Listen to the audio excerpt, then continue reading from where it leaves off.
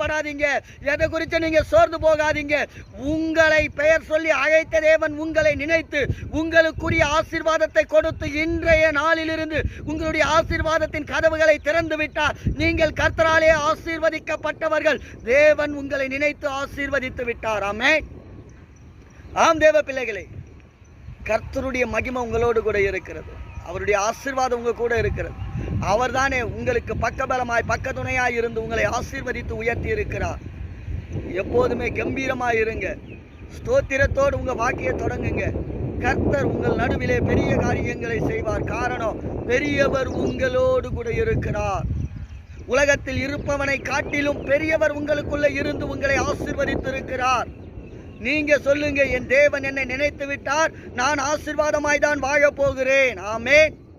நீங்க ஆசீர்வாதமா வாழ போறதை யாராலேயே தடுக்க முடியாதம்மா, தடுக்க முடியாது. என் அன்பு சகோதரர்